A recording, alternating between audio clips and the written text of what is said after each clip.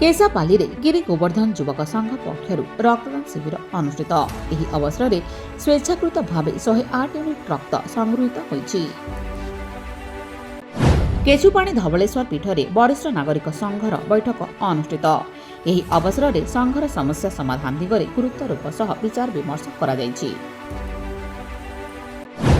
କିସିଣ୍ଡା ଉଚ୍ଚ ମାଧ୍ୟମିକ ବିଦ୍ୟାଳୟରେ ଜାତୀୟ ଯୁବ ଦିବସ ପାଳିତ ହୋଇଯାଇଛି। ରେଡ୍କ୍ରସ୍ ଆନୁକୂଲ୍ୟରେ ବିବେକାନନ୍ଦଙ୍କ ଜୟନ୍ତୀ ସମାରୋହରେ ପାଳନ କଲେ ଛାତ୍ରଛାତ୍ରୀ। ନାକ୍ଟିଦୋଳ ସ୍ନାତକ ମହାବିଦ୍ୟାଳୟରେ ଯୁବ ଦିବସ ସମାରୋହ ଅନୁଷ୍ଠିତ। ବନ୍ଦେ ମାତରମ୍ର 150 ବର୍ଷ ପୂର୍ତ୍ତି ନେଇ ସ୍ୱତନ୍ତ୍ର କାର୍ଯ୍ୟକ୍ରମ ଆୟୋଜିତ।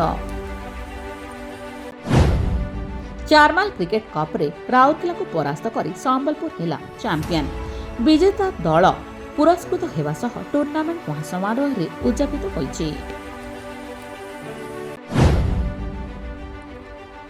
ଶାସନ ଟିପୁପଡ଼ାରେ ମର୍ମନ୍ତୁଦ ଦୁର୍ଘଟଣାରେ ବୋଲେରୋ ବାଇକ୍ ମୁହାଁମୁହିଁ ଧକ୍କାରେ 2 ମୃତ, ଜଣେ ଗୁରୁତର। ଆହତଙ୍କୁ ଉଦ୍ଧାର କରି ବୁର୍ଲା ସ୍ଥାନାନ୍ତରିତ କରାଯାଇଛି।